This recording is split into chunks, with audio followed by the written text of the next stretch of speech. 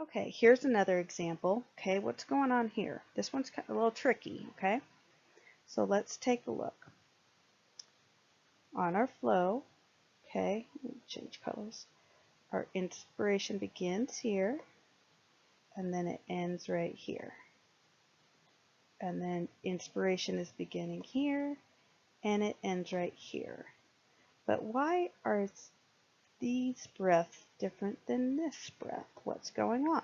Okay, I'll give you another clue. Let's look down here at our tidal volume. Our breath starts, okay, and that's where our tidal volume ends. Now our next breath starts right here. Okay, so this means we actually have a negative tidal volume. Okay, let you take a look at that again without all my marks on it.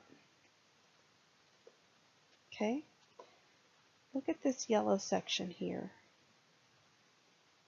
Okay, see where inspiration begins for a tidal volume. So as inspiration begins, the line shouldn't go down. If it's going downward, that's negative, and we can't have a negative tidal volume. So what's going on? Well, let's take a look.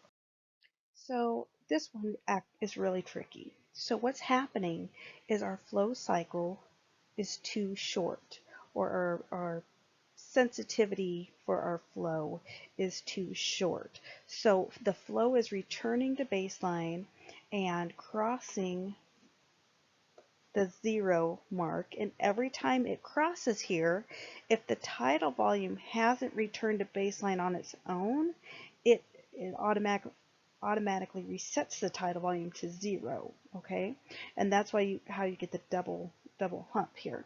So here the patient started a breath, okay, flow cycle ended, and then the flow trigger, excuse me, then the flow trigger began another breath, and then it ended. Well, every time it crosses the 0 line, it tells the ventilator the volume curve. So right here, it's saying, oh, the volume should be 0 again. And so then this limb here is actually the ending of your tidal volume. And then the flow is initiated, the sensitivity flow is triggered again, delivers another breath, but notice it looks like you have a negative tidal volume, and you can't have that.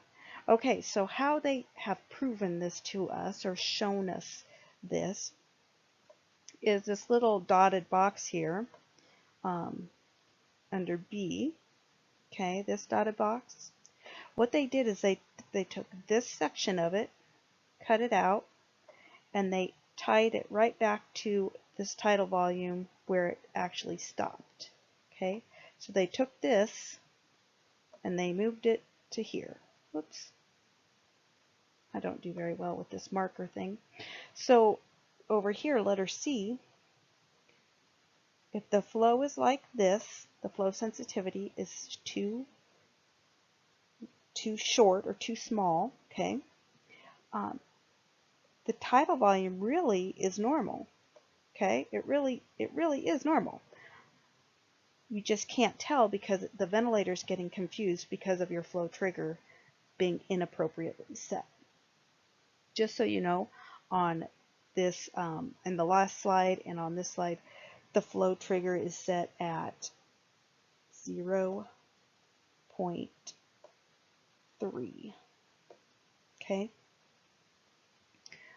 When this was changed to 1.0, I'm going to show you an example of that here soon, and that's where the sensitivity for the flow trigger wasn't sensitive enough, and then we will see it normalize when the flow trigger is at, or the sensitivity trigger for flow is set at 0.5. So we're going to go forward now. Okay, so on this slide, our flow trigger is actually set at 1.0. So it is set too high.